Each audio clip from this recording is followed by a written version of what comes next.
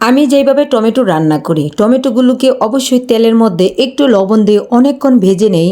এতে করে টমেটোটা কিন্তু সুন্দর করে গলে যায়। আবার এটার মধ্যে সব মশলা দিয়ে সুন্দর করে কষানোর পরে কিন্তু আমি পানি দিই।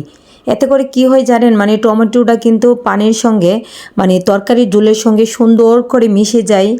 আর এই তো আজকে কিছু মাছের মাথা টাথা দিয়ে রান্না করেছিলাম। যাই হোক, সবাই কেমন আছেন? আসসালামু আলাইকুম, ওয়েলকাম জানাচ্ছি আপনাদেরকে আমার সুন্দর একটা ভিডিওতে। আশা করি সবাই ভালো আছেন আর অবশ্যই ভিডিওটা কন্টিনিউ করবেন। চলুন আজকে কি কি রান্নাবাড়া করেছি প্রথমেই তো দেখতে পারলেন, টমেটো রান্না করলাম, তারপর একটু খিচুড়ি রান্না করেছি।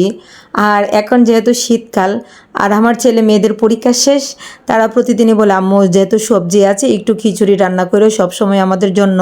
আমি বললাম যাক, যেহেতু খিচুড়ি স্বাস্থ্যের জন্য খুবই ভালো আর ওয়েদারটা হালকা ঠান্ডা ঠান্ডা ভালোই লাগে, কি বলেন? আমি ইদানিং একদিন দুই দিন পরে পরে খিচুড়ি রান্না করতেছি, বিশেষ করে একটু ব্রয়লার মুরগি আর হালকা পাতলা একটু সবজি দিয়ে। আর ভালো লাগে, অনেক ভালো লাগে। যাই হোক, এই তো আমার সকালের নাস্তার জন্য খিচুড়ি রান্না কমপ্লিট। তারপরে দুপুরে কী কী রান্না করলাম চলুন আপনাদের সঙ্গে শেয়ার করি। এই তো আমার ফ্যামিলি হলো মাংসকোর, তারা মাংস এত পছন্দ করে কি বলবো। আর দুপুরের জন্য একটু মুরগির মাংস রান্না করে নিচ্ছি। এখানে বেশিরভাগ হাত পা মানে চামড়া অনেক কিছু আছে, মাংসও আছে, সবগুলো দিয়ে সুন্দর করে শুকনা শুকনা করে রান্না করব। আমার আমার বাসায় পছন্দ করে। এমনিতে পা নাই, পা আমি খেতে পারি না বা আমার ছেলেমেয়েরাও খায় না। এখানে মাংস আছে, পাকা টাকা সব কিছু আছে, দিয়ে সুন্দর করে কষা কষা করে রান্না করবো আজকে। এই যে আমার তিনটা আছে যে তারা মাংসকোর, তারা মাংস হলে আর কিছু লাগবে না। আর আমার সাহেবের জন্য সবজি মাছ হলে আর কিছু লাগে না। যাই হোক, আজকে কিন্তু অনেক রান্নাবাড়া করেছি। আর সবার কি অবস্থা, সবাই নতুনদের বিশেষ করে আমাদের তো কোনো খোঁজ খবরে নাই, আমাদের ভিডিও তো কোনো ভাইরাল হচ্ছে না। যাই হোক, কন্টিনিউ কাজ করে যাচ্ছি, চেষ্টা করে যাচ্ছি, দেখি ভাগ্যে কি আছে জানি না।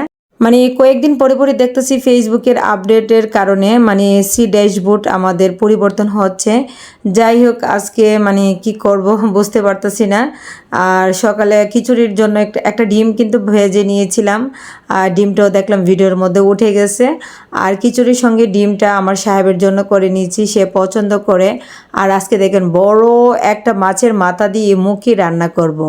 এই মুখিটাকে সুন্দর করে একেবারে গলে নিব, ডাউলের মতো করে নিব। আর পাশে কিন্তু আমার রান্না হচ্ছে, তারপরে চলে আসলাম ফাঁকি দিয়ে নাস্তা করার জন্য। আর সাহেবও চলে আসছে, বলতেছে আমাকে নাস্তাটা দিয়ে দাও। আর এখন কিন্তু খুব আরামদায়ক একটা ঘুম দিতে পারে, বিশেষ করে সকালবেলা। কেন জানেন? কারণ এখন আর বাচ্চাদের স্কুল নাই, আমার দুটোটা মেয়ের এক্সাম শেষ, খুবই ভালো লাগে। আর যাই হোক, আমার রান্নাবাড়া কিন্তু কমপ্লিট, ভিডিওটা আর বড় করব না। তো সবাই ভালো থাকবেন, আল্লাহ হাফেজ।